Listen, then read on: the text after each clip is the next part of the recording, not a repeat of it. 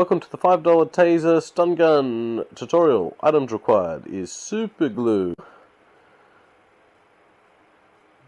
a pair of scissors, some electrical tape, although it's kind of optional, but I recommend it. Some nails. You can't really buy a single nail, well, not from the place I go, so I have to get a shitload. Only need 2 for this. If you got 2 laying around, yeah, go for it, use those. Doesn't really matter what size. Screwdrivers, you only really need a Phillips head, depending on the racket you get. I've just got a multi thing here.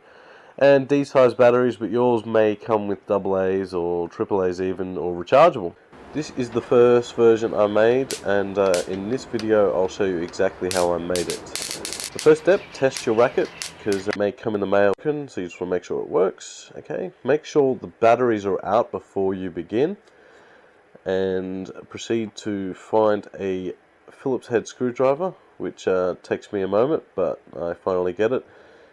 There's about 6 or 7 screws, and just check under the sticker.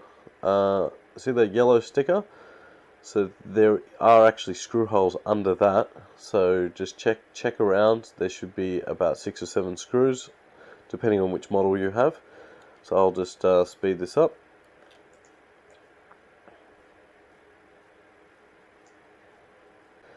Okay, so once you have all the screws out, it should pop out. Now watch out for the button. Some models like this one have a button that actually just falls out. It just stays in there just on its own pressure. So watch out for that. Don't lose that. It might fly off.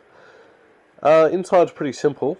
You've just got a circuit board, a high voltage circuit board that converts the 3 volt, the two 1.5 volt batteries into... I measured it on a multimeter. It is actually 50,000 volts. It's the same as a normal stun gun taser, but when it actually shorts out, like when you actually see the arcing, the amperage drops down significantly. That's why it doesn't actually put you to the ground. It hurts a lot, but yeah, it doesn't actually incapacitate you. That said, if you get like 5 or 6 of these, yeah, it could probably bring a grown man to tears, which would be a funny video on itself. Anyway, the racket now, the racket should just slide off. Depending on which model you have, there may be extra screws here, but pretty much you just slide that off. As you can see, it just comes right off. At this point, you need to cut the wires going into the racket.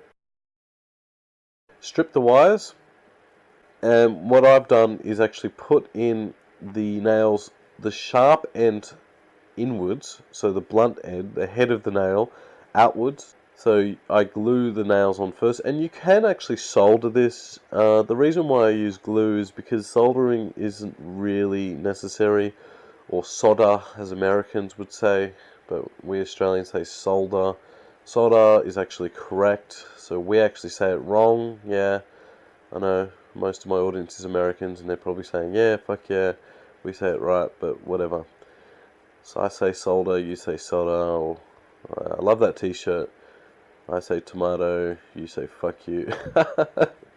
Anyway, so I tracked. So super glue the nails, the sharp ends or the blunt ends down, leave it to dry for 30 seconds or so.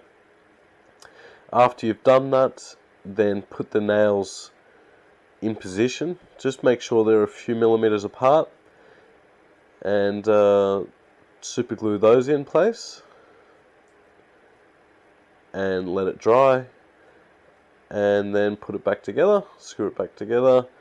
And this is the optional step. See how there's a gap there at the top? So you can actually electrical tape that. And there you have it. That is a $5 taser.